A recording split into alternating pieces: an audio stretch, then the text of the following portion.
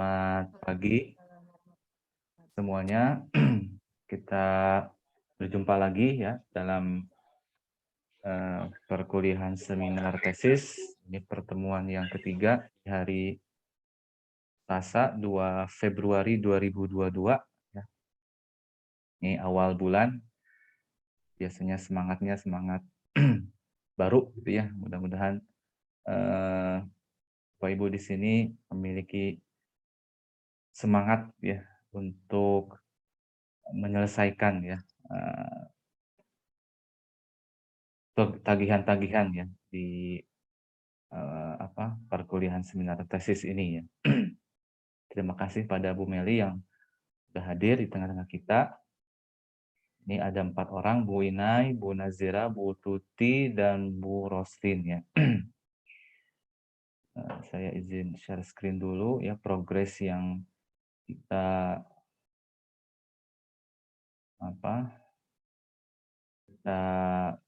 monitor ya dari pekan per pekan ya.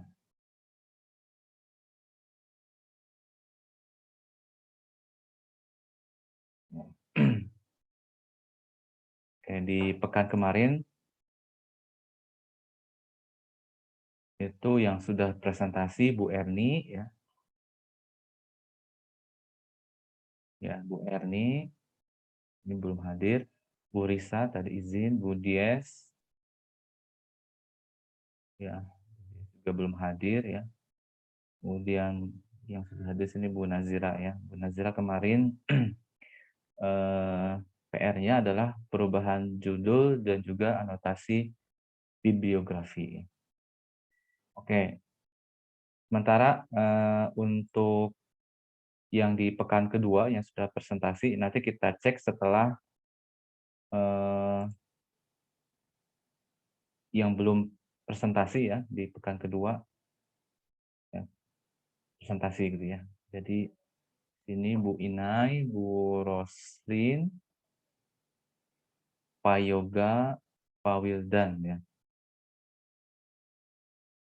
Dan juga Bu Tuti ya. Oke. Kita mulai dari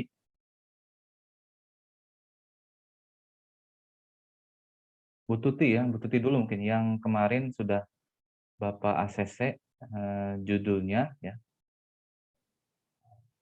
Bagaimana Bu Tuti? Iya. Ya, sudah Bapak Baik. ACC judulnya, kemudian apakah sudah dilaporkan ke Pak Makmuri? Sudah Pak. Untuk saya terkait seminar tesis, setelah Bapak ACC saya sudah konfirmasi Pak Makmuri. Setelah itu saya mendapatkan dosen pembimbing 1 dan pembimbing 2. Oke, bagus. Dosen pembimbing 1-nya Pak Makmuri, dosen pembimbing 2-nya Bu Meilia Sari. Oke. Dan setelah itu, ini kan saya tentang desain based research ya Pak. Ya. Saya mencari tahu gitu, apa itu desain based research. Ternyata beda dengan desain research. Saya sedang mencari tahapan-tahapannya karena di sini saya mendengarkan seminarnya Pak Ruli itu yang dari Universitas Ahmad Dahlan gitu. Ya. Ada punyanya Colin, ada punya Brown, Panden Ecker, Rivers, Plum, banyak gitu. Dan saya belum gali semua lebih dalam gitu terkait artikel-artikel ini dan belum menemukan desain research seperti apa gitu yang berlaku saat pandemi dan setelah pandemi juga gitu Pak. Sebenarnya yang saya khawatirkan gitu ketika saya menyusun rancangan atau desain ketika pandemi, setelah jadi pandeminya selesai gitu. Tapi kalau saya desain untuk setelah pandemi, takutnya pandeminya juga belum selesai-selesai gitu.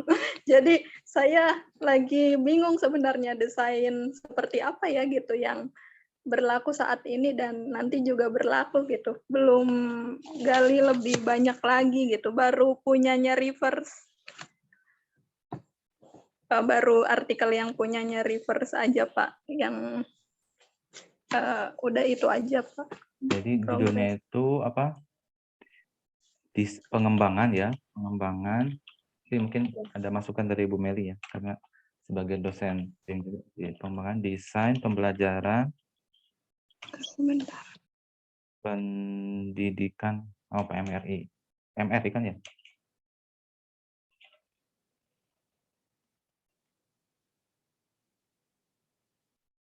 Perbantuan GeoGebra untuk meningkatkan kemampuan siswa. Oke.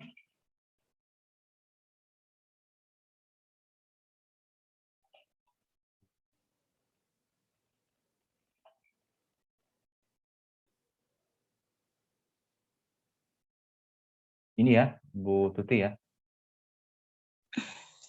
Pengembangan desain pembelajaran PMRI ya. Pendidikan matematika, iya PMRI berbantuan GeoGebra untuk meningkatkan kemampuan siswa di SMP 3 ya, SMPN 3 Tangerang. Iya. Ini tempat Bu Tuti mengajar ya? Atau sebenarnya yang dekat sini aja Pak, bukan tempat saya mengajar gitu. Kemungkinan gitu. Kalau di tempat mengajar memang tidak bisa ya? Saya belum mengajar Pak, belum mengajar di sekolah.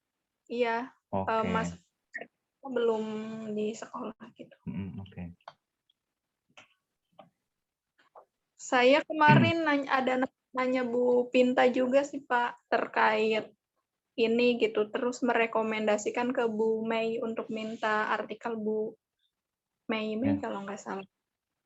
Ya. Yang terkait desain research. Ya, kita dengarkan mungkin saran dari Bu Meli bagaimana? Bu Meli, apakah sudah di jalan? Makasih Pak Tia. Ya, ini Bu Meli. Ya. Iya, saya udah terima ya emailnya Bu Tuti ya, yang mengirimkan daftar paper-paper yang sudah dirangkum. Tapi kan memang belum terlihat dari situ ya, penelitiannya mau seperti apa gitu. Jadi ini pengembangan desain pembelajaran PMRI ya, berbantuan GeoGebra untuk meningkatkan kemampuan HOTS. Oke. Ini Bu Tuti mau pakai design research atau metode lain? Desain based research Bu, yang design sesuai. Research. Oke. Design based research itu memang bukan design research ya, tapi pada intinya sih ada kemiripan gitu ya, karena memang esensinya adalah membuat sebuah desain. Nah, kalau design research kan udah ada tuh tahapannya rinci gitu ya. Kalau design based research ya Bu Tuti harus pelajari lagi, cari-cari sumbernya lagi, baca-baca lagi, dan setahu saya ya, saya juga belum begitu banyak mendalami design based research. Jadi kalau salah nanti tolong dikoreksi. Design based research itu juga ada banyak ya model-modelnya gitu. Ada banyak. Design research itu salah satu dari design based research gitu. Ya, jadi design based research ada macam-macamnya gitu. Jadi perlu ditetapkan nanti mau yang mana gitu. supaya jelas nanti tahapannya mengacu ke situ. Begitu ya. Itu, Bu.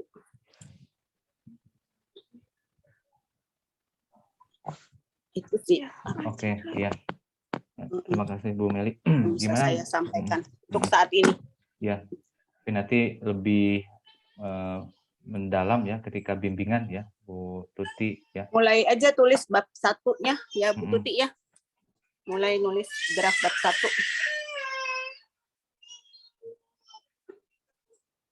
Halo Bu Tuti. Terpental kayaknya.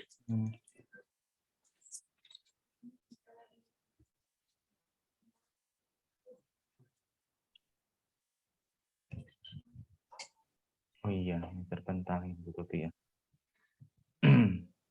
Ya nggak apa-apa, Patian, nanti saya Oke. ini tindak lanjuti sama Bu Baik. Tuti. Baik, terima kasih ya Bu Meli. Ini alhamdulillah Bu Tuti sudah judulnya sudah di ACC dan juga mendapatkan dosen pembimbing. Ini sudah masuk pada track-nya gitu ya. Tinggal dilanjutkan ya untuk menulis proposal tesisnya ya. Oke. Ini Bu Tuti sudah ya. Terima kasih, Bu.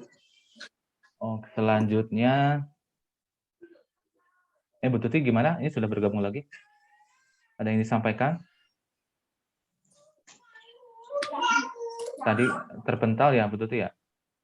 Iya, tadi terpental. Yang Ya, Bu saya Tuti. cari. Ada yang mau disampaikan Bu Tuti? Silahkan. Iya, Pak. Terkait desain based research ini, yang saya bingung kalau di desain research kan ada HLT-nya ya, Pak ya. Dan nanti tuh siklusnya sampai berapa gitu. Seperti ada kemiripan dengan PPK juga gitu. Dan ini nanti kalau yang saya dapat informasi, desain based research ini gabungan antara desain research dan PTK seperti itu. Tapi kalau PTK kan berulang-ulang gitu. Kalau desain based research ini enggak gitu nanti, tapi jatuhnya ke kualitatif dan saya masih bingung gitu Pak. Itu sih masih banyak kebingungan, masih terus cari tahu. Iya Bu Tuti, ini aja coba mulai nulis draft bab 1 aja dulu. Nanti untuk design based research-nya kita diskusikan lagi kira-kira modelnya yang mana gitu yang paling pas. Gitu sambil tetap pelajari lagi tentang design based research itu gitu. Iya. Iya. Mungkin ini ya yang sepengetahuan saya ya Bu Tuti, bahwa desain based research seperti yang disampaikan oleh Bu Meli ya memang jenisnya beragam, dan salah satu di antaranya adalah RME itu ya, Mathematics Realistic Education. Goal dari design based research ya itu adalah local instruction theory, jadi mengkonstruk sebuah teori gitu ya, teori tapi berdasarkan praktik gitu ya. Mengapa ada design based research gitu ya? Ada yang berpendapat bahwa teori-teori yang ada di dunia pendidikan itu tidak membumi gitu ya, artinya tidak berdasarkan praktik gitu. Maka dibuatlah atau dikembangkan design based research. Jadi goalnya di sini Bu Tuti adalah menyusun teori ya, teori berdasarkan praktik gitu. Nah, untuk mengkonstruk atau menyusun sebuah teori, nanti ada proses iterasi di situ, implementasikan beberapa kali gitu ya, sebuah tahapan pembelajaran. Apakah tahapan pembelajaran itu bekerja atau tidak ya, seperti itu. nanti di ini ya, dianalisis secara kualitatif tentunya. Yang penting nanti dibaca lagi aja ya, Bu Tuti ya. Jadi goalnya itu bukan seperti PTK. Kalau PTK kan ada macam ini ya, ada apa? Ya, mengimplementasikan sebuah teori yang sudah digunakan oleh orang lain, ya, kemudian digunakan di dalam kelas kita, gitu ya. Tapi kalau design based research, gitu ya, Bu Tuti mengidentifikasi apa yang ada di kelas, gitu ya, apa saja kekurangannya, bagaimana cara berpikir siswa, kemudian Bu Tuti memilih atau mengembangkan sebuah desain pembelajaran itu bisa mix, gitu ya, bisa mix, gitu. Tapi di sini ada PMLI, berarti memang cara berpikir siswa itu diperhatikan dan juga konteks di mana siswa belajar itu perlu diperhatikan. Itu mungkin ya sedikit pendapat dari Bapak gitu ya. Dan nanti silakan dipelajari lagi. Baik, terima kasih Pak Tian. Oke. Itu dari Bu Tuti ya. Ada lagi? Cukup Bu Tuti? Cukup Pak. PR-nya apa Terima Bu Tuti? PR-nya? PR-nya Tadi kata Bu Meli bab 1 ya. bab 1. Dan banyak literasi tentang DBR ya. Pekan depan sampai mana targetnya kira-kira Bu Tuti? Bab 1 Pak. Bab Pekan 1 depan. rampung Iya. semuanya atau bagaimana? Harapannya rampung semuanya. Minimalnya latar belakang itu kan ada literatur review juga di dalamnya gitu. Ya, Minimal. Ya minimal berapa ya? 30% lah, 30% atau 40% ya dari bab 1 gitu ya. Ya, baik. Oke. Terima kasih Pak. Oke, sama-sama Bu Tuti. Dan nanti untuk kontennya itu kewenangan dari dosen pembimbing ya. Oke. Selanjutnya di sini kita hanya ini ya mendengarkan progres dan juga mungkin masukan-masukan secara umum. Oke, kita lanjutkan ke Bu Inai. Ini Bu Inai yang sudah standby dari pagi ya. Bu Inai ini sudah judulnya sudah di ACC, kemudian mendapatkan dosen pembimbing sudah jauh-jauh hari mungkin ya. Ini Bu Inai. Progresnya sudah sampai mana Bu Inai? Kemudian kalau ingin menampilkan progresnya seperti apa boleh silakan. Kemudian kendalanya apa ya bisa disampaikan. Silakan Bu Inai. Mau presentasi nggak? Mau menyampaikan ininya apa progresnya secara apa visual gitu proposalnya. Terima kasih Pak Tian. Apa sebelumnya suara saya terdengar tidak? Oke, jelas ya. Terima kasih Pak. Ya, sebelumnya Assalamualaikum warahmatullahi wabarakatuh. Pak Tian. Jadi progres saya untuk penulisan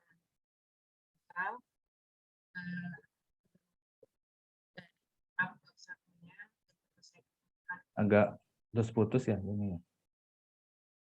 Oh ya Pak. Mohon maaf ya Pak, saya ambil headset sebentar. Oke.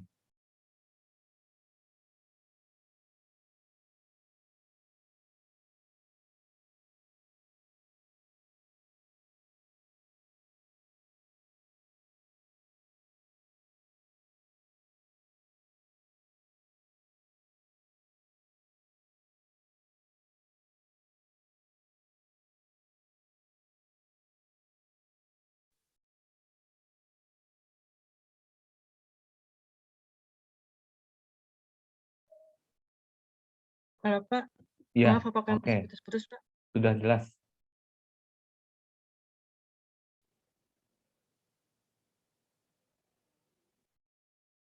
Iya Pak, ya izin menyampaikan progres. Jadi alhamdulillah untuk bab 1 draftnya baru selesai dibuat dan baru dikirimkan ke Bumi hari ini, dan juga lampiran untuk pendukung tes awal dan juga lembar observasinya gitu Pak. Sudah ya bab 1 ya draftnya. Hari ini baru Iya dikirimkan Pak, ke Bu baru Ina gitu ya. dikirim. Oke. Kalau ke dosen 1 baru yang awal-awal Januari yang minta arahan untuk apa saja yang harus dibuat di untuk observasi di sekolah gitu. Judulnya apa Bu Ina? Boleh tahu? Upaya meningkatkan kemampuan numerasi dan pemecahan masalah Supaya siswa. kemampuan numerasi. Ya, kemampuan numerasi dan pemecahan masalah. Masalah siswa Masalah siswa dengan pendekatan RME di MTS Atakwa. Oke. Oke. Berarti ini ya PTK ya? Iya Pak, PTK. PTK. Upaya meningkatkan kemampuan numerasi dan pemecahan masalah siswa dengan pendekatan RME di Madrasah Sanawiyah At-Taqwa. Oke. Pembimbingnya Bu Meli dan juga siapa? Pak Makmuri. Pak Makmuri. Oke. Mungkin dari Bu Meli ada arahan untuk Bu Ina ini. Iya, terima kasih. Oke. Ini kan baru dikirim kemarin, tadi ya. Jadi Ya, saya memang mohon maaf. saya belum sempat baca ya. Ya, maksud saya ini kan udah oke lah ya judulnya gitu ya. Jadi nanti tinggal kita diskusikan lebih dalam, kita tindak lanjuti untuk penelitiannya. Ini nantinya di apa? Topiknya apa nih? Segi 4 Bu, bangun datar. Kelas 7. Kelas 7. Ini semester berapa di sekolah? Semester 2. Bulan apa itu? Materi akhir-akhir. Ya, maksudnya itu sebaiknya kamu mulai memperhitungkan supaya nanti proses penulisan proposal, terus seminar proposal itu bisa selesai sebelum materi ini gitu. Jadi kamu nanti nggak mundur gitu ya. Jadi bikin timeline kira-kira untuk bisa mencapai materi ini kamu mesti bisa maju seminar proposal tuh bulan apa gitu loh ya, karena kalau PTK memang kita tidak bisa lepas dari materi matematikanya ya kayak gitu. Jadi nggak bisa ganti-ganti materi dengan mudah gitu ya, karena nanti kan proses pembelajarannya, desainnya, apalagi ini pakai RME ya. Kalau RME itu memang menitik beratkan pada itu tadi, menitik beratkan pada materi gitu. Jadi nanti kajiannya sangat-sangat dalam di situ ya. Jadi itu ya diperhatikan untuk timeline ya. Bu Inai tolong dibikin timeline-nya supaya kita bisa lebih terencana gitu loh ya. Oke, itu aja dulu. Ya, terima kasih Bu Meli ya. Terima kasih Bu. Jadi Bu Inai ya perlu diperhatikan ini timeline-nya. Ini bangun datar tuh semester ganjil atau genap nih Bu Inai? Genap Pak. Genap semester ya. Genap. Semester genap ya. Sekarang berarti ya? Iya Pak, lagi genap. Berarti nanti penelitiannya tahun depan dong ya, Bu Inai ya? Atau Bu Gitu ya, Pak. Inai atau Bu Inai membuat kelas sendiri gitu? Kalau seperti itu apa bisa, Pak? Tapi kan perlu dilihat, ini kan PTK ya, kalau PTK itu kan terkait dengan permasalahan yang ada di kelas. Ya. Itu kelasnya kelas yang sudah ada gitu ya. Nanti harus dipastikan juga bahwa di sini kemampuan numerasi ya dan pemecahan masalah siswanya juga kurang gitu ya. Cari subjek yang karakteristiknya seperti itu. Jadi numerasi dan pemecahan masalah siswanya itu kurang gitu ya. Itu ya. Kemudian dari situ ya mulai merencanakan pendekatan RME gitu ya. Pendekatan RME untuk menanggulangi masalah tersebut gitu. Masalah terkait dengan rendahnya kemampuan numerasi dan juga pemecahan masalah siswa. Tentu topiknya tadi ya, topiknya adalah apa? Segi 4 ya, bangun Segi 4. datar Segi ya, 4. segi 4. Atau Bu Mel bisa ini nggak, topiknya bisa fleksibel nggak? Karena di sini yang menjadi masalahnya adalah kemampuan numerasi dan pemecahan masalahnya gitu ya. Jadi, Ya. Iya, maksudnya topiknya sih bisa bebas milih apa saja gitu ya. Iya. Nah, saya nggak tahu nih, belum tahu nih latar belakangnya Bu Ine kenapa pilih di topik itu gitu. Kalau mau topik lain juga nggak apa-apa. Iya.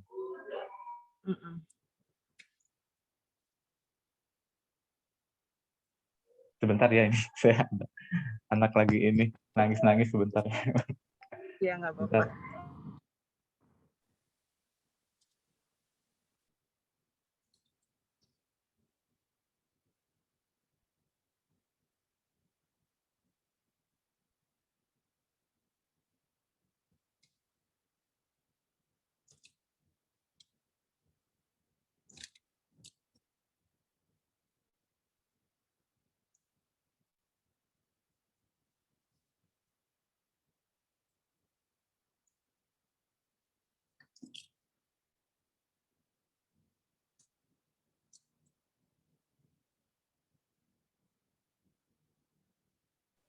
Oke, baik. Kita lanjutkan ya. Bu Inai. Jadi topiknya sebenarnya bisa disesuaikan ya. Bu Inai, Ya, ya. bisa. Jadi tidak mesti harus segi 4 bangun datar, karena kalau tadi menurut penyampaian Bu Inai, kalau menggunakan segi 4 bangun datar itu di semester genap ya. Sementara sekarang sudah semester genap, kalau mau dilakukan berarti di tahun depan gitu ya. Coba ambil yang di semester ganjil ya, Bu Inai ya. Iya Pak, maaf Pak mau tanya. Jadi kan ini kemampuan numerasi ya Pak, biasanya itu diujikan malah di kelas 8 nanti mereka akan AKM gitu, yang penggantinya UN. Jadi kayak misalnya kalau kita mengajarkannya di luar pembelajaran gitu, di luar kegiatan pembelajaran, itu kayak misalnya udah kelewat nih materi ini, cuma kan targetnya itu adalah AKM yang di kelas 8. Apakah bisa gitu Pak?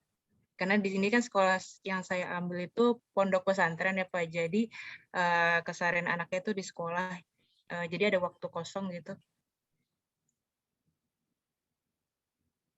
Di luar jam pelajaran gitu ya. Iya Pak.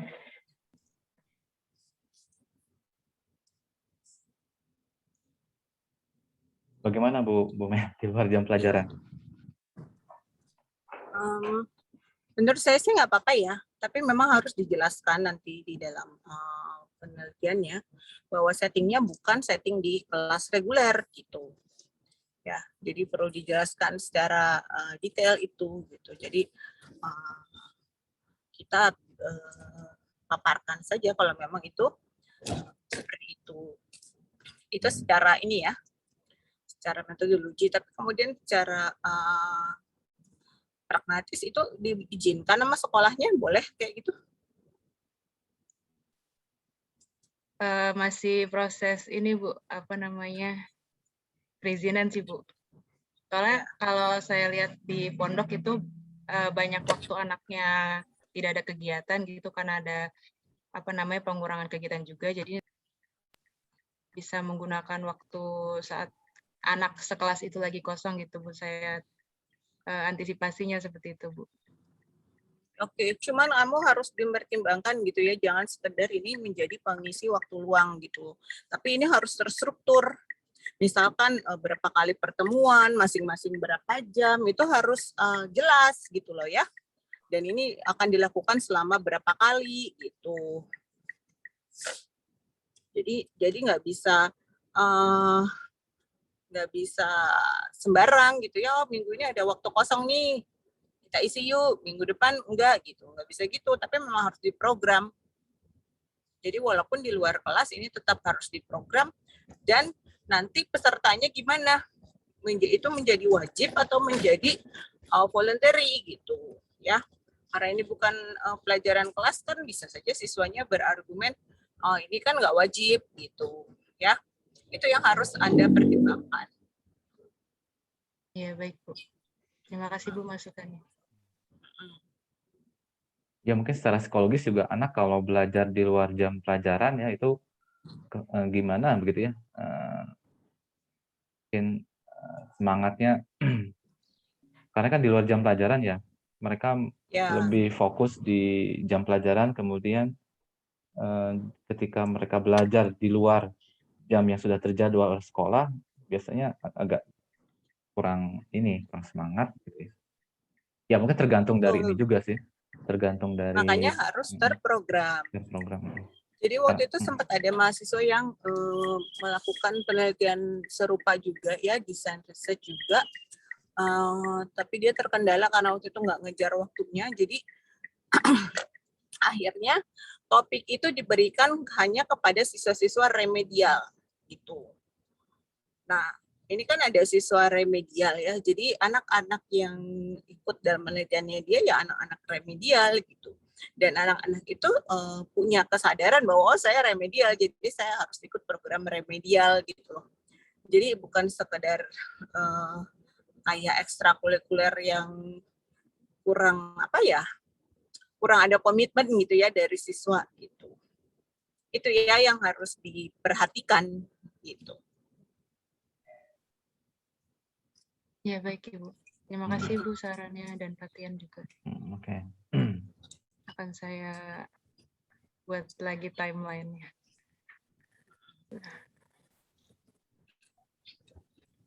Ini Bu Inai mengajar di sini di MTS At-Taqwa. Iya Mas, saya ngajar di sekolahnya. Ya kalau misalkan memungkinkan gitu ya, materi bangun datar dipindahkan aja ke semester ganjil gitu ya. Tapi harus dilihat dulu ya. Lihat dulu ininya prasyaratnya, apakah ada prasyarat yang harus dipelajari oleh siswa terlebih dahulu gitu. Kalau misalkan memindahkan gitu ya materi bangun datar ke semester ganjil gitu ya. Ya silakan Bu Ina dan juga dosen pembimbing ini ya mendiskusikan dan memutuskan. Oke. Bu Inai sudah ya. Kita lanjut ke Bu Inai, artikel sudah ya? Ya Pak, alhamdulillah pakai yang desain pernah dibuat waktu matkul desain pembelajaran. Desain pembelajaran ya, karena kan RME ya, RME kan ya. Jadi bisa digunakan artikel oke. Berarti memang Bu Inai sekarang sudah bisa fokus ke proposal gitu ya, lebih mudahnya. Targetkan ya Bu Inai ya, pertengahan atau ya di akhir semester ini bisa SPT ya. Mungkin sambil menunggu sambil menunggu bab 1 direvisi oleh dosen pembimbing bisa membuat draft juga ya, buat draft bab 2-nya gitu ya. Terkait dengan variabel-variabel yang sudah pasti istilahnya ya. Di sini RME, ya, numerasi, pemecahan masalah gitu ya. Itu bisa langsung dibuat ya kajian pustakanya. Jadi PR-nya adalah membuat timeline gitu ya. Jadi untuk pekan depan apa ini? Pekan depan berarti PR-nya membuat timeline ya. Kemudian apalagi Bu Inai? Kalau membuat timeline kan cepat ini, 1 jam juga bisa. 15 menit juga bisa. Mulai menyicil bab 2. Iya. Mulai menulis bab 2 ya. Nah, ya.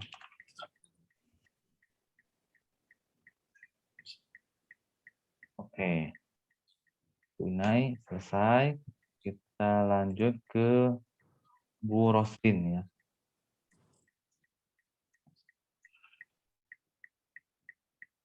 Bu Roslin panggilannya apa ya? Roslin boleh, Selin juga boleh, Pak. Selin ya. Selin gitu ya. Iya, Pak.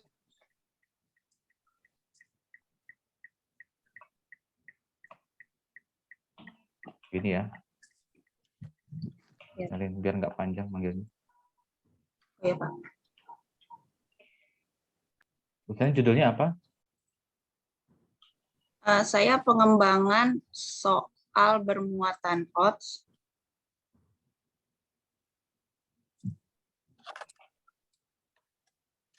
setara AKM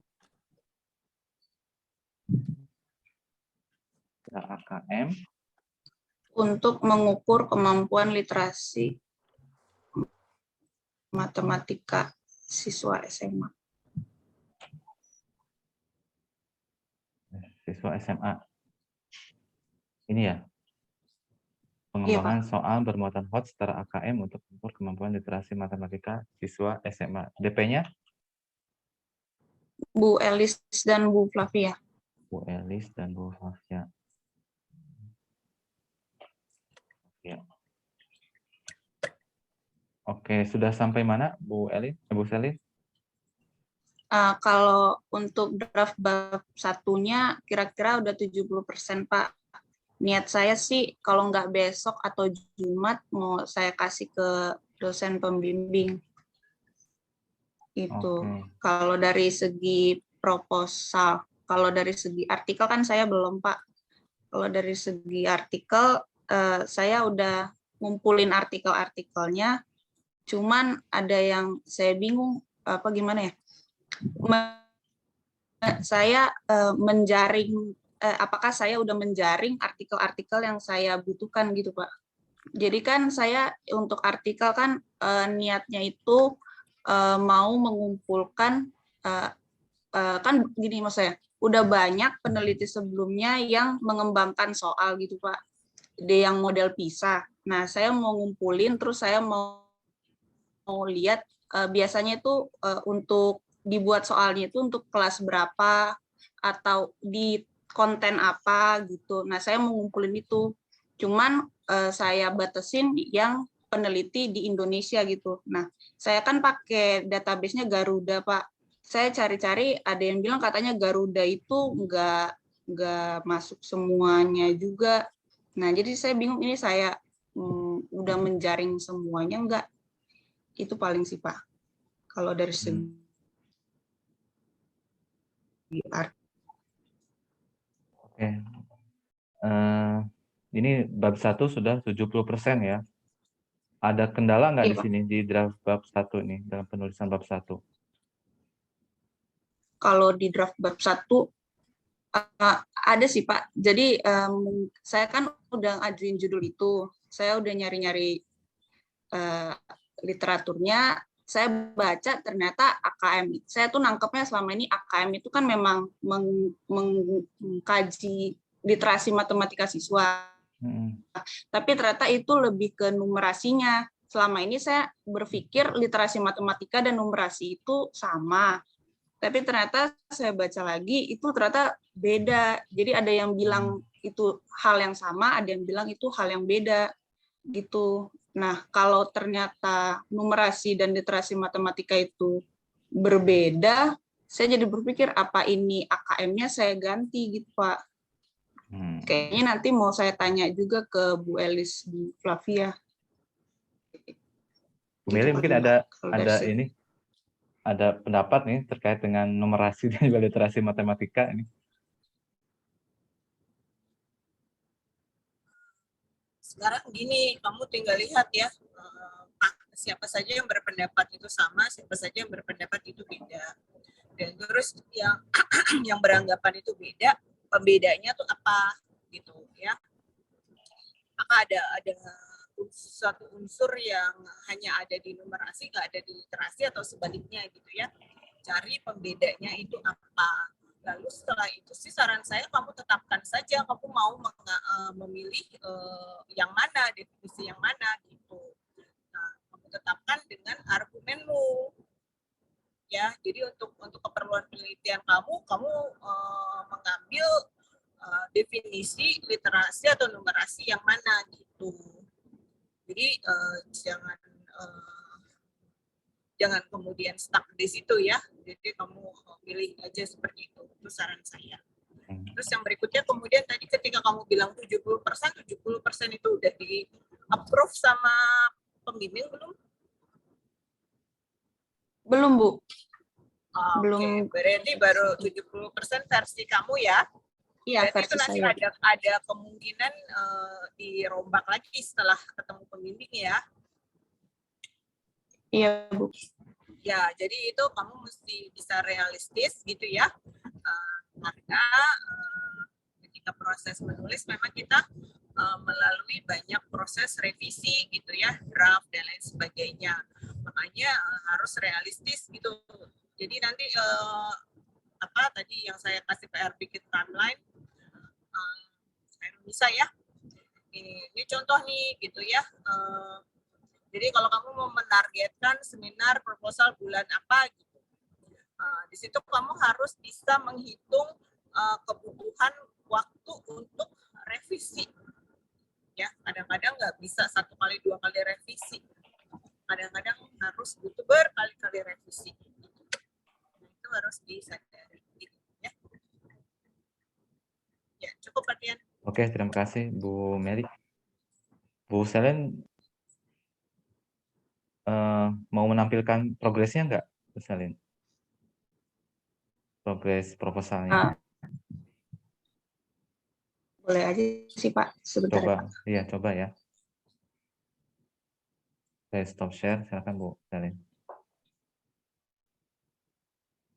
Sebelum ini ya, atau dalam menulis, Bapak Ibu ya, pastikan tidak copy paste ya. Kalau ada mengutip secara langsung boleh, tapi jangan terlalu banyak. Karena setelah proposalnya rampung, Bapak Ibu ya, Bapak Ibu harus melakukan uji Turnitin dan maksimal tingkat kesamaannya itu 20% ya. Jadi dari sekarang dalam menulis proposal tesis, Bapak Ibu coba belajar ya atau menggunakan parafrase ya.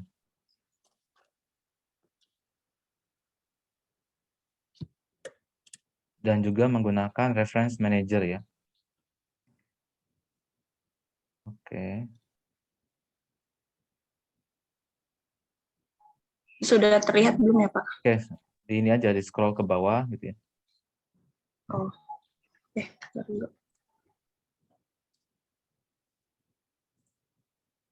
Oke.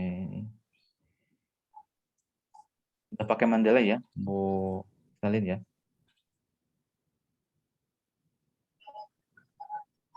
Sudah belum? Kenapa, Pak? Sudah pakai reference manager? Mendeley sudah? Sudah. Sudah, Pak. oke. Pakai Mendeley. Ya. Oke, ke bawah. Terus aja ke bawah ya.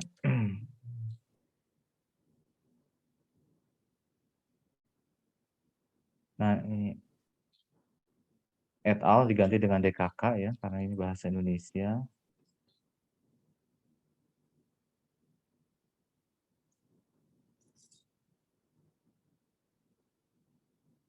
Mungkin untuk menulis ini, Bapak Ibu ya, pendahuluan. Jadi dibuat kerangkanya terlebih dahulu. Jadi misalkan ya, apa yang ingin disampaikan di dalam pendahuluan dibuat poin-poinnya, gitu ya. Misalkan di sini tentang apa? HOTS gitu ya, AKM ya. AKM misalkan poin-poinnya adalah misalkan pentingnya literasi matematika, terus tren penelitian literasi matematika, gitu ya. Terus literasi matematika di Indonesia. Nah dari situ kan ada poin-poin ya, ada apa fokus gitu ya. Nah dari tiap fokus itu Bapak Ibu bisa memecahnya jadi beberapa subfokus atau ya tetap fokus. Nah dari fokus atau subfokus tersebut Bapak Ibu membuat paragraf gitu ya. Jadi kelihatan ininya koherensi antar paragrafnya gitu ya. Daripada langsung nulis ya tanpa membuat kerangkanya gitu ya. Kalau menulis tanpa kerangka biasanya ngalor ngidul gitu ya. Ke sana ke sini artinya yang nggak perlu dimasukkan gitu ya. Karena merasa ini penting padahal itu tidak menjadi fokus gitu ya. Penting sih penting tapi bukan fokus. Ya berarti ya nggak nyambung gitu ya. Yang penting pilih gitu ya hal-hal yang memang berkaitan dengan topik penelitian yang kita lakukan begitu ya. Kalau Bu Selin gimana nulisnya di sini? Langsung ke paragraf gitu ya? Enggak, Pak. Ini tuh tadinya ada outline-nya, tapi karena saya pikir mau diminta ini apa namanya. Jadi kemarin udah saya hapus, Pak. Saya pindahin ke jadi gini ya. Tadinya ada outline-nya. Oke. Lebih bagus ya. Jadi ada outline kemudian kembangkan jadi paragraf ya. Ke bawah lagi. Sudah ini ya parafrase ya, Bu Selin ya. Sudah, Pak. Oke.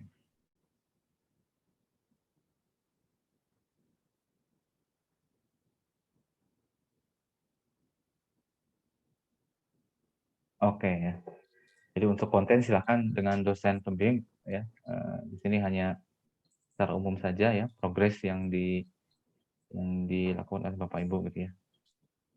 Oke, terima kasih Bu Selin ya, bisa ditutup ininya.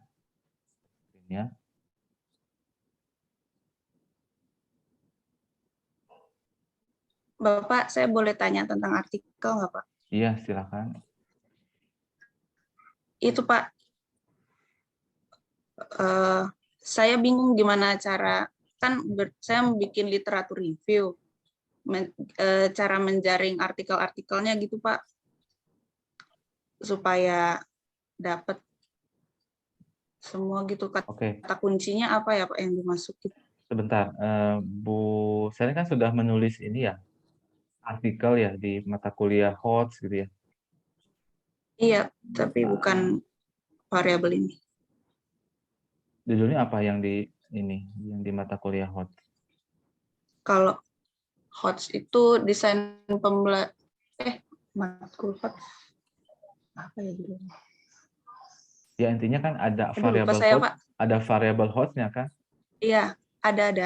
Kenapa tidak menajamkan yang itu saja gitu daripada membuat yang baru? Oh iya ya. Karena di situ kan ada variabel HOTS ya. Iya ya, Pak.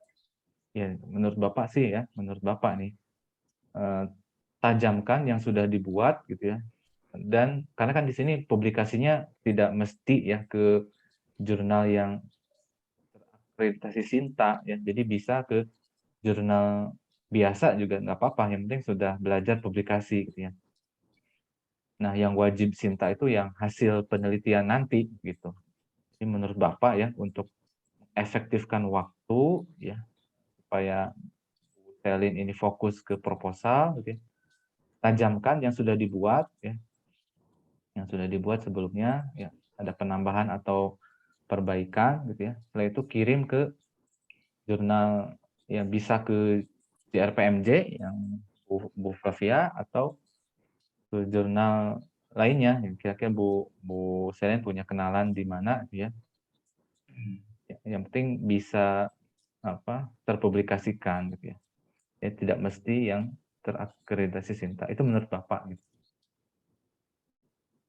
Gimana Bu Selin? Oh iya, iya Pak, nanti saya coba. Saya lupa juga judul saya, nanti saya lihat lagi. Itu Makasih Pak Iya. masukannya. Itu kan tentang HOTS kan ya, yang Bu Selin Iya, kumpulkan kan? Iya. Sudah tentang HOTS Pak. ada semacam awalan ya tentang HOTS ini. Saya kira sudah ada kaitannya gitu. Gitu. Oke, Bu Selin, jadi PR-nya ya tadi seperti kata Bu Meli membuat timeline-nya juga ya. PR-nya membuat timeline.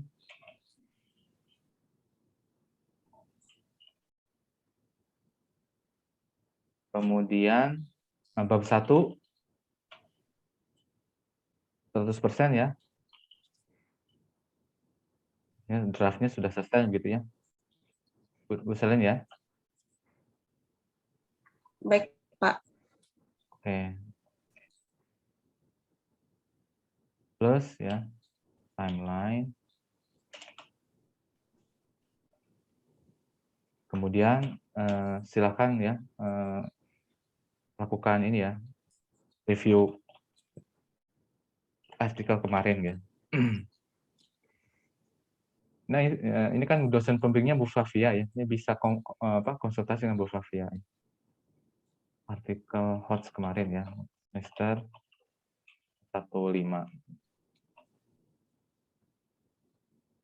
Karena rencananya kan artikel HOTS kemarin mau Bapak buat dari bunga rampai, tapi kalau misalkan digunakan untuk persyaratan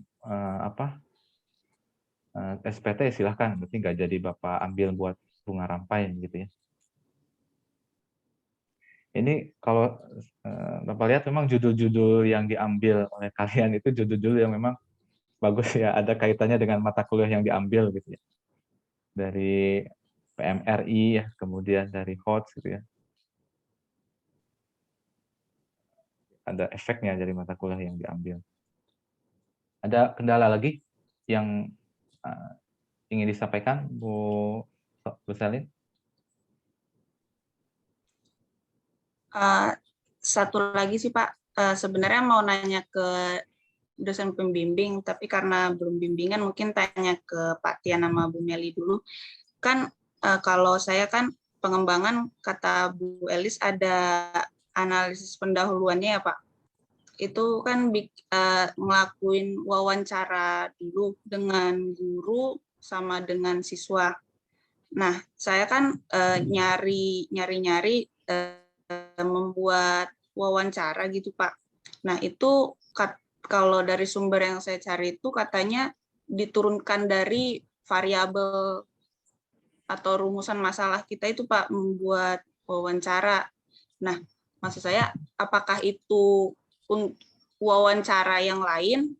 Maksud saya wawancara yang lain itu kayak wawancara untuk penelitian PTK gitu, jadi yang lebih terstruktur. Atau kalau untuk analisis pendahuluan itu wawancaranya itu yang nggak ada aturan juga sih. Terserah si kitanya sebagai penelitinya mau membuat pertanyaannya gitu Pak. Ya, dari Bu Meli dulu mungkin ada pendapat. Penelitian pengembangan kan tujuan analisis pendahuluan itu kan untuk mencari tahu kebutuhan ya, kebutuhan dari partisipan kita nanti di kelas kita itu, mereka butuhnya apa sih gitu. Dan kerancuan yang sering terjadi selama ini adalah ya biasnya itu adalah gini, peneliti itu udah tahu nih pengen meneliti pengen bikin apa gitu sebelum dia lakukan analisis kebutuhan gitu ya. Misalkan saya mau membuat video pembelajaran gitu. Nah, terus dia buat analisis kebutuhan. Nah, yang menjadi bias adalah karena kemudian pertanyaan-pertanyaannya jadi mengarahkan kepada video pembelajaran, padahal belum tentu itu yang dibutuhkan. Itu ya salah satu kelemahannya di penelitian pengembangan yang selama ini saya temukan. Jadi sebaiknya ketika membuat analisis kebutuhan di awal, kembalikan lagi ke tujuan itu. Tujuannya adalah ingin mencari kebutuhan. Kalaupun misalkan Anda sudah menetapkan nih saya mau membuat video pembelajaran misalkan ya, berarti kebutuhan saya adalah bukan mencari apa yang mereka butuhkan, tetapi saya pengen tahu video pembelajaran seperti apa yang mereka butuhkan. Nah, kalau mau seperti itu gitu loh. Jadi nanti instrumen yang digunakan apakah itu survei, apakah itu wawancara, dibuat dengan menyesuaikan itu. Oh, saya pengen tahu nih anak-anak ini butuhnya video yang seperti apa, isinya seperti apa. Jadi nanti video saya sudah tepat gitu. Bukan sudah tepat ya, bisa menjawab kebutuhan itu, gitu loh. Ya. Cuman nanti mungkin Anda akan ditanya oleh penguji gitu. Kenapa analisis kebutuhannya bukan mengarahkan kepada pemilihan video, tetapi justru kepada bagaimana sih video yang dibutuhkan gitu. Nah itu yang masih menjadi perdebatan gitu ya saya rasa. Tapi menurut saya kalau Anda mau melakukan analisis kebutuhan ya kembalikan kepada kebutuhannya, apa kebutuhannya gitu. Jadi kalau mau buat wawancara ya harus punya kisi-kisi, tetap harus ada panduannya ya, nggak bisa sebebas mungkin gitu. Nanti kalau sebebas mungkin nanti apa namanya kemana-mana, nggak fokus gitu. Gitu ya. Pak Tian mau ditambahkan? Oke. Terima kasih Bu Meli. Mungkin ini ya, Bu Selin ada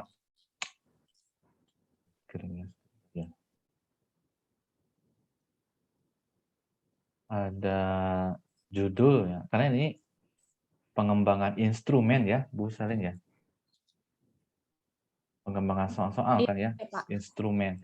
Ini ada judul penelitian yang memang sudah dilakukan dan terkait dengan pengembangan instrumen ini oleh Ahmad Zaini, ini angkatan 2018. Pengembangan instrumen self-assessment. Nah, ini pengembangan instrumen bisa dibaca ya, Bu Selin. Bapak kurang tahu ya gimana mengakses tesis ini, karena ini dosen pembimbingnya juga Bu Yayu. Bu Yayu ini memang pakar di evaluasi pendidikan, ya. Jadi bisa bercermin ya, Bu Selin pada judul ini nih, ya, pengembangan instrumen self-assessment, teknologi pedagogical content knowledge. Kalau ini kuesioner mungkin,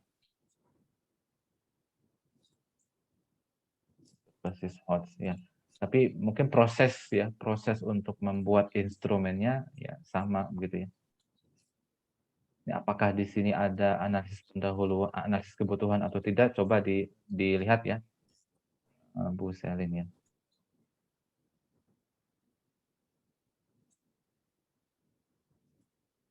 Begitu ya, Bu Selin ya. Tadi masukan dari Bu Meli juga diperhatikan. Jadi untuk analisis kebutuhan itu tidak melakukan penggiringan gitu ya. Jadi penggiringan opini ya. Jadi mengarahkan ya jawaban-jawaban dari siswa itu ke apa yang kita inginkan. Gitu ya. Jadi bagusnya menggali apa sih kebutuhan mereka. Oke. Ada lagi Bu Selin? Ya, nanti itu cukup, ya Pak. silakan nanti diskusikan dengan Bu Elis dan Bu Flavia lebih lanjut ya. Ya, baik. Terima kasih Pak Tian, terima kasih Bu Meli.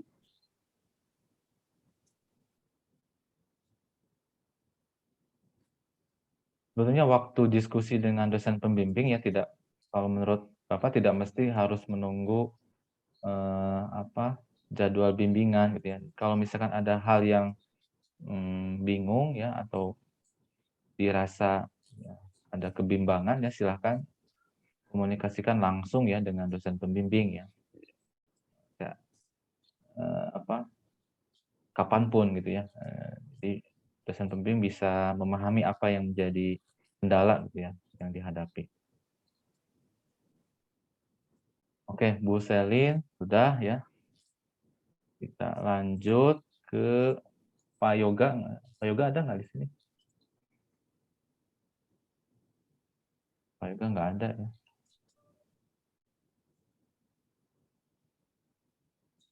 Oke, selanjutnya Pak Wildan ya.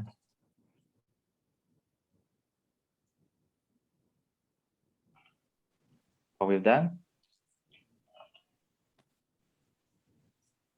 Halo Pak Wildan. Suaranya belum masuk.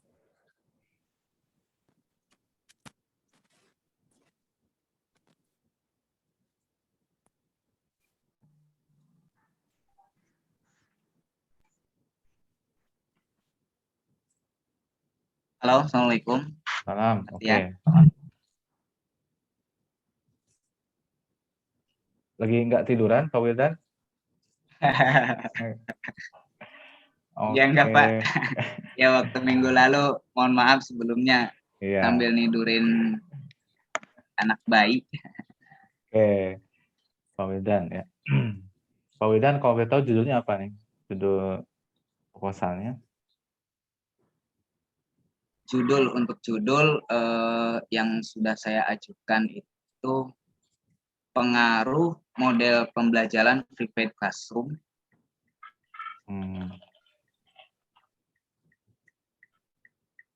Ya. Classroom terhadap disposisi matematika. Disposisi matematika Ditinjau dari motivasi belajar siswa. ditinjau dari motivasi siswa. Motivasi belajar siswa, Pak. Motivasi belajar siswa. Oke, dosen pembimbingnya siapa? Untuk dosen pembimbing pertamanya Bu Kita. Bu Kita, kemudian Ya. Sama Bu Flavia. Bu Flavia. Oke. Sudah sampai mana? Pak Wildan sekarang? Kok senyum? Iya, jadi belum masih gimana ya? Belum mencari-cari. Jadi rencananya memang di minggu ini tuh mau menyelesaikan bab 1. Instruksi dari Bu Flavia sama Bu Lukitanya, silahkan kerjakan bab 1 sampai bab 3. Jadi kemarin karena disibukkan proses lahiran, Pak. Oh begitu. Oh baru siapa yang melahirkan? Pak Wildan atau istri? Istri. Oh bukan Pak Wildan ya? Iya.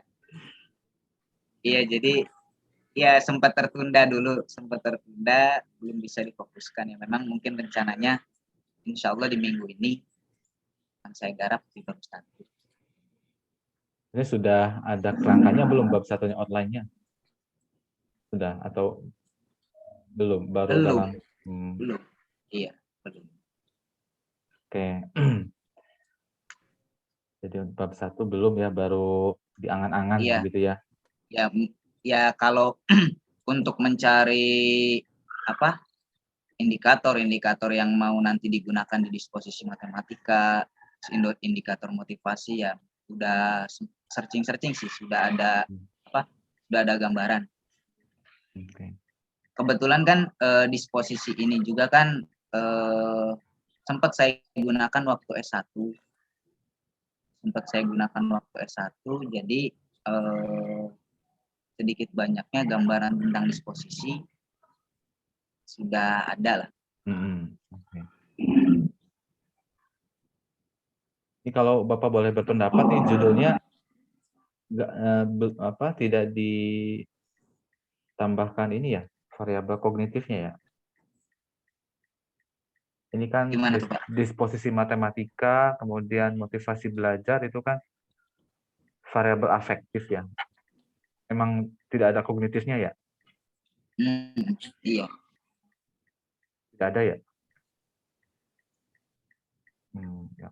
Ya nggak masalah, tergantung dosen pembimbing. Nanti kalau dosen pembimbingnya ya nggak masalah gitu ya. Tapi nanti di ujian seminar proposal tesis ditanyakan kenapa tidak ada kognitifnya begitu ya. Katanya kalau Bapak jadi pengujinya juga mengapa tidak ada ya variabel kognitifnya gitu ya. Iya, betul. Keterampilan bermatematik mana Iya, gitu ya. matematiknya iya. Nggak cuma afektif aja. Oh iya. Ya itu nanti silakan ya difikirkan, Ya, kemudian coba nanti coba diskusikan. diskusikan dengan dosen pembimbing apakah ada perubahan judul atau tidak gitu. Jadi ini kan gitu ya. Tentunya belum ya. Atau dari Bu Meli ada masukan? Atau Pak Wildan? Ya, mungkin segera dibuat itu ya outline-nya supaya bisa maju gitu ya, bisa ada progres ya, Wildan. Nah ini hadiah nanti buat babynya gitu, ayahnya lulus tepat waktu kan gitu. Amin. Ya jadi motivasi gitu, jadi babynya tuh motivasi, jadi jangan jadi penghambat, kasihan anaknya. Iya. Kita nggak bisa ini anak saya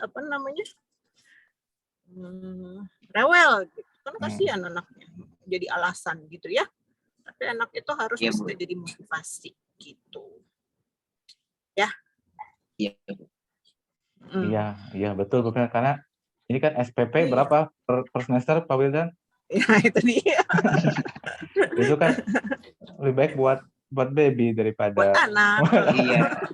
udah dibuang-buang karena ini keterlambatan gitu. Jadi ini Iya.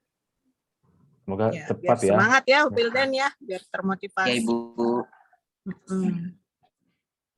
Jadi PR-nya apa Pak Wildan? Outline dan juga ini ya. Ya, outline. Dan bab 1 ya. Ya. Jadi ya 30-40% lah sebenarnya ya. Syukur-syukur 50%. Jadi dalam 2 minggu bab 1 sudah selesai gitu ya. Kemudian bisa dikirimkan ke dosen pembimbing, kemudian mendapatkan review gitu ya, merevisi ya. Yang bab 1-nya 50% lah ya. Oke ya, Pak Wildan ya. Ya Pak, insyaallah. Untuk artikelnya bagaimana, Pak Wildan? Kalau artikel saya waktu itu sih saya mau mematangkan yang flipped classroom itu, Pak. Yang di mata kuliah apa? Sudah ada. Ya. Sudah pernah saya buatkan waktu itu di pembelajaran P3M kalau tidak salah. Sama yang diperdalam yang di pembelajaran Bapak waktu itu sama Pak Lukman. Oke. Itu tentang flipped classroom ya? Iya. Oke. Ya, silahkan ya tadi yang Bapak sarankan ya ke Bu Selin juga ya.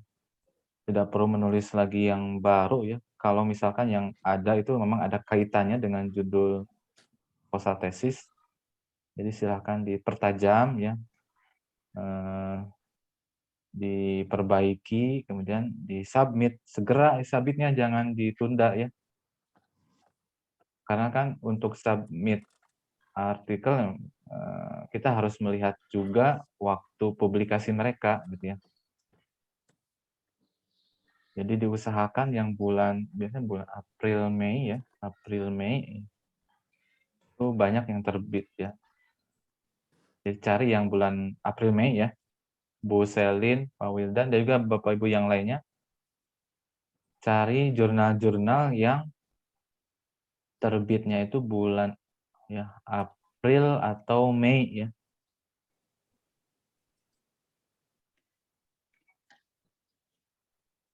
Gimana cari jurnalnya?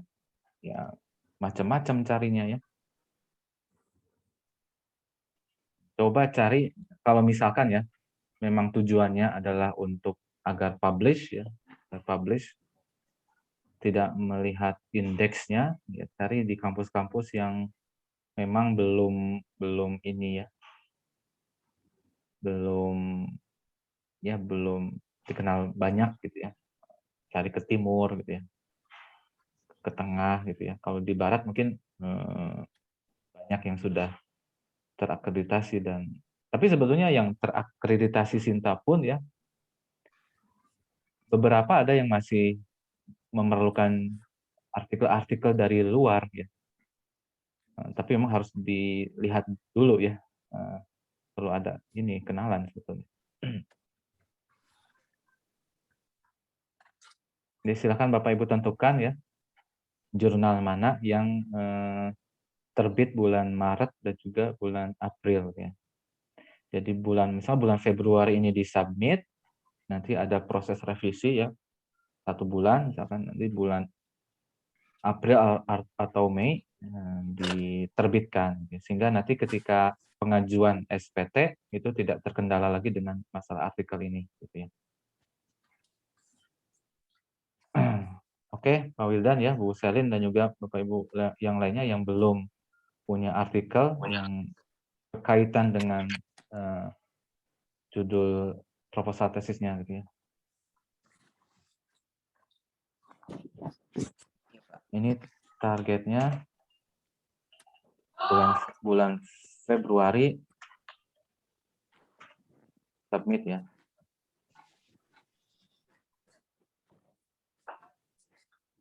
Nanti pekan depan bab 1. Ini nama jurnalnya ya. Nama jurnalnya. Boleh daftar nama jurnal yang kemungkinan akan disubmit. Tapi nanti submitnya hanya di satu jurnal ya, tidak boleh satu artikel ke beberapa jurnal, tidak boleh ya Bapak Ibu. Nama jurnal list untuk Bu Selin juga ya. Ini PR-nya ya, ditambah list nama jurnal ya yang akan dituju untuk nanti publikasi artikel. Ada lagi Pak Wildan yang disampaikan?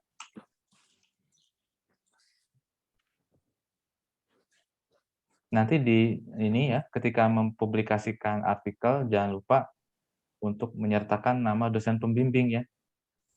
Iya. Kemudian juga mensitasi artikel-artikel dosen ya. Jika di situ memang ada kaitannya ya, sama Flip Classroom yang sudah dosen-dosen yang melakukan penelitian tentang Flip Classroom ya, silakan dicari ya.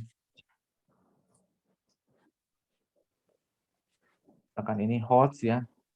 Gimana cara mencari ini ya? Cari di sini Bapak Ibu ya, di bagian ini kan di website S2 ya. Ini website S2 cukup lengkap. Nah, penelitian publikasi. Nah, sini ada nama-nama dosen, itu bisa dilihat ya. Misalkan Pak Makmuri apa saja hasil penelitiannya. Nah, ini RME juga ada ya. Atau yang beliau sebagai penulis pertama. Nah, ini misalkan ya, pendekatan kontekstual. Jadi Bapak Ibu di sini ya diharapkan ya untuk ya mensitasi ya artikel-artikel yang ditulis oleh dosen atau oleh mahasiswa ya. Misalkan misalkan Bu Inai kan sudah terbit ya artikelnya. Nah, itu boleh bagusnya disitasi juga oleh Bapak Ibu yang lain, jadi saling mensitasi.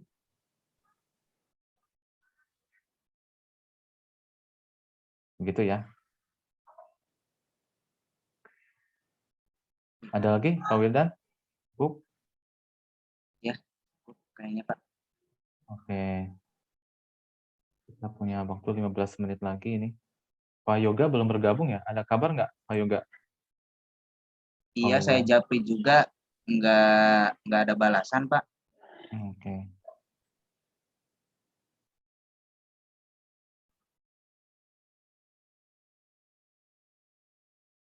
Oke, begitu ya Bapak Ibu mungkin ya, karena ini yang hadir semuanya sudah menyampaikan progresnya ya, jadi tolong dicatat tadi PR-PR-nya. Pekan depan kita cek lagi, pekan depan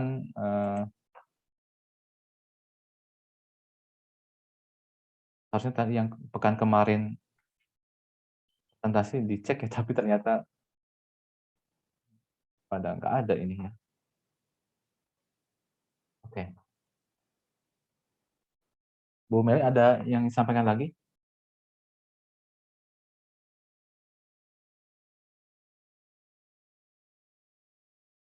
Bu Meli juga ini terlempar keluar. Oke, kalau tidak ada ya yang ingin disampaikan lagi, kita cukupkan mungkin ya pertemuan hari ini. Terima kasih ya sudah menyampaikan progresnya Bapak Ibu. Diharapkan kita terus berprogres ya dari pekan ke pekan, jangan sampai ada yang kosong ya, istilahnya sesuai dengan iklan, jangan kendor Bapak Ibu ya. Jadi tiap pekan itu berprogres, kan target kita Bapak Ibu ya, semuanya ya, tidak ada yang terkecuali, semuanya semester ini Bapak Ibu harus SPT ya, tidak boleh ada yang tertinggal satupun ya. Ya, amin. Nah, supaya Bapak Ibu tahun ini bisa lulus ya, 100% ya, tidak ada yang tertinggal ya. Karena kalau Bapak Ibu lulus tahun ini luar biasa ya, 2,5 tahun berarti ya. 2,5 tahun. Itu 2,5 tahun itu prestasi ya Bapak Ibu ya. Karena di sini rata-ratanya 3,5 sampai 4 tahun. Bapak Ibu di sini karena ini angkatan COVID ya. Tidak pernah ke kampus. Jadi cuma di rumah saja, tapi tidak apa-apa ya. Lulusnya cepat. Oke, Bapak cukupkan ya untuk pertemuan hari ini. Terima kasih. Sekali lagi, kita jumpa lagi pekan depan. Assalamualaikum warahmatullahi wabarakatuh. Waalaikumsalam warahmatullahi wabarakatuh. Waalaikumsalam warahmatullahi Terima wabarakatuh. kasih Pak Terima kasih Tian, Pak Bu Tian.